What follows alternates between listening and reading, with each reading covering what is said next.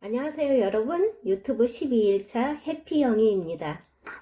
오늘은 이강혁 작가님의 살면서 한 번은 논어 마지막 시간입니다. 결국 공자가 우리에게 남긴 삶의 기술이라고도 할 수 있는데요. 지금까지 논어를 함께 걸어오면서 공자의 말이 단순 옛사람의 말이 아니라 오늘을 살아가는 우리에게도 여전히 유효한 삶의 기술이라는 것을 함께 알 수 있었습니다. 오늘은 마지막으로 공자가 남긴 두 가지 지혜에 대해서 나누려고 합니다. 5번째 주제와 6번째 주제를 가지고 제가 이 책을 읽으면서 느낀 점, 또 감동받았던 점을 여러분과 함께 나눠보겠습니다. 바로 5번째 주제인 실행의 기술인데요. 그리고 6번째는 최선을 다한 후의 삶입니다. 첫 번째 실행의 기술에서는 스스로 답을 구하는 사람이 되라 라고 말씀하십니다. 불치하문, 아랫사람에게도 모르는 것이 있으면 물어보라는 말인데요. 아랫사람에게 묻는 것은 결코 부끄러운 일이 아니라는 뜻입니다. 모른다는 것은 부끄러운 일이 아니고 오히려 모르는 것을 아는 척하는 것이 더 부끄럽다고 말씀하셨습니다. 배우는 사람은 나이나 직책을 따지지 않습니다. 누구에게든 배울 수 있는 사람이 결국 크게 성장합니다. 공자는 또 이런 말씀을 남겼습니다. 그냥 시간을 보내느니 장기나 바둑이라도 두어라. 늘 배우라는 뜻인데요. 멍하니 시간을 흘려보내지 말고 생각을 키우는 시간을 가지라는 뜻입니다. 세상을 큰 책이라고 비유를 하고 책은 작은 세상이라고 비유를 하면 우리는 첫 장조차 넘기지 않으면서 어떤 것을 얻으려고 하면 그 어떤 것도 얻을 수 없습니다. 책 한 권을 읽지 못하더라도 괜찮습니다. 공자의 말에 의하면 비록 책을 읽지 않아도 먼저 읽은 사람이 정리한 단 5분의 영상이라도 보아라 그런 뜻과 같습니다. 중요한 것은 오늘 하나를 배우는 것입니다. 공자는 말합니다. 뗏목이라도 타고 바다로 나가라. 움직이는 사람만이 새로운 세상을 만날 수 있다는 것입니다.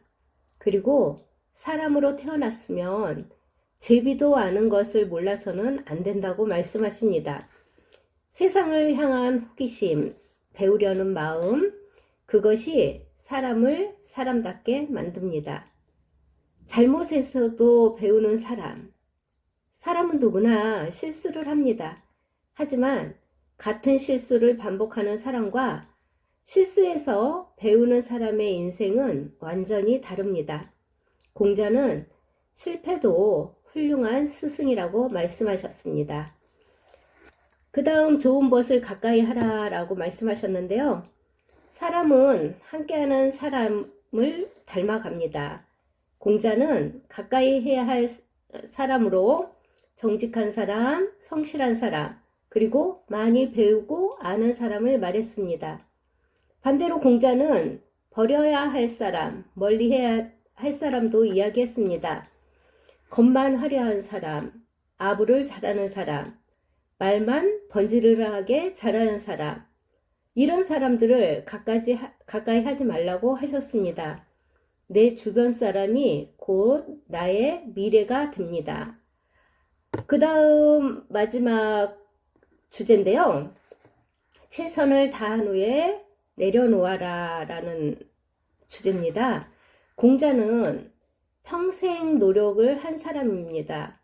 하지만 동시에 집착하지도 않는 사람이었습니다. 그는 4가지를 끊으려고 노력했습니다. 무의, 무필, 무고, 무야. 무의, 사사로운 욕심입니다. 무필, 반드시 내 뜻대로 이루려는 집착입니다. 무고, 고집이죠. 무야, 자기 중심적인 마음입니다. 최선을 다하되 집착하지 않는 것. 이것이 공자가 말한 가장 성숙한 삶입니다. 그래서 공자는 올곧게 살되 무턱대고 믿지도 않았고 사람을 함부로 버리지도 않았습니다. 세상을 흑백으로 이분화시키지도 않았습니다. 사람은 모두 다르게 배운다고 합니다. 공자는 사람을 네 부류로 나눴습니다. 태어나면서부터 아는 사람, 배워서 아는 사람, 어려움을 겪으며 배우는 사람, 그리고 어려움을 겪고도 배우지 않는 사람. 우리는 천재가 아니어도 괜찮습니다. 하지만 배움을 멈추는 사람은 결코 되지 말아야 되겠습니다.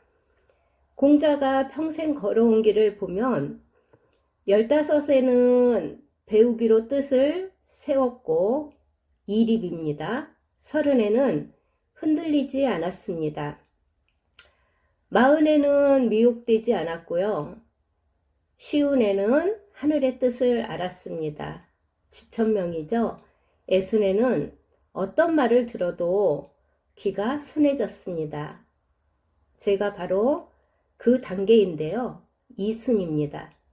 그리고 70에는 마음이 원하는 대로 살아도 법도를 넘지 않았습니다. 이것은 타고난 성인의 이야기가 아닙니다. 끊임없이 배우고 끊임없이 자신을 다듬는 사람이 도달하는 최고의 경지였습니다. 이렇듯 논어의 마지막 장면에서 공자는 흐르는 강을 보면서 이렇게 말합니다. 흘러가는 것이 저 물과 같구나. 여기에는 두 가지의 의견이 있는데요. 우리 인생이 저렇게 흘러가는 물과 같다는 뜻이 있고 또 계속해서 배우고 나아가는 모습을 가리키기도 합니다. 시간은 멈추지 않습니다. 우리 삶도 그렇죠. 중요한 것은 얼마나 빨리 가느냐가 아니라 오늘도 조금 더 배우고 조금 더 나아지고 조금 더 따뜻한 사람이 되는 것입니다. 논어에는 정답이 없습니다. 평생 자신을 닦는 길을 보여주는 책인데요. 여러분도 오늘 공자와 함께 한 걸음 더 성장하는 하루가 되었으면 좋겠습니다. 여러분, 논어는 우리가 가까이 가기에 어려운 책이라고 하는데 이 책은 정말 오늘날 사는 우리가 우리의 말로 정말 쉽게 풀이해 놓은 책이라서 더 마음에 와닿았습니다. 제가 3차례에 걸쳐서 이 책에 대해서 이야기해 드렸는데요. 첫 번째 주제와 첫날 주제와 두 번째 날 그리고 오늘 우리는 첫 번째 날 사람의 향기와 배움의 길에 대해서 이야기했고 그게 참 첫 번째 사람의 향기와 삶의 중심에 대해서 이야기했고요. 이 나이가 되면 정신이 이렇게 금방금방 기억이 나지 않아요. 그 다음에 두 번째 날에 배움의 길과 큰 사람을 찾아라는 주제로 이야기했습니다. 그리고 오늘은 실행의 기술과 최선을 다한 후라는 주제로 이야기했는데요. 여러분은 어떤 대목이 좀 마음에 와닿았나요? 저는 이 모든 말씀이 지금 저에게 주는 메시지 같아서 정말 많이 배웠습니다. 그래서 이 책 한 권이 얼마나 소중한지 모르겠습니다. 제가 이 책을 아주 오래전에 읽었는데 2020년에 읽었네요. 저는 이렇게 책을 읽으면 여기다 다 메모를 해놓거든요. 2020년도에 읽었는데 제가 이 책을 꺼내든 이유가 논어 공자의 말씀에서 배울 게 너무 많아요. 제가 어렸을 때 저는 늦둥인데 우리 친정 아버님이 이 논어에 대해서 엄청 그 한문으로 당시엔 정말 한문으로 가르쳐 주셨죠. 근데도 그 당시에는 어린 마음인데도 그 말씀이 많이 와닿고 그 말씀으로 제가 지금까지 살면서 많이 지침서가 되지 않았나 싶어요. 여러분, 삶을 살아가는 가장 중요한 것이 무엇인지를 오늘 다시 한번 생각해보고 오늘 한 뼘 더 성장하는 우리가 되었으면 좋겠습니다. 지금까지 좋으셨다면 댓글도 좀 달아주시고요. 구독, 좋아요 눌러주시고요. 알람 설정. 내일은 또 새로운 책으로 다가오겠습니다. 여러분, 오늘 밤도 편안하게 주무시고요. 내일 또 우리 만나요. 안녕.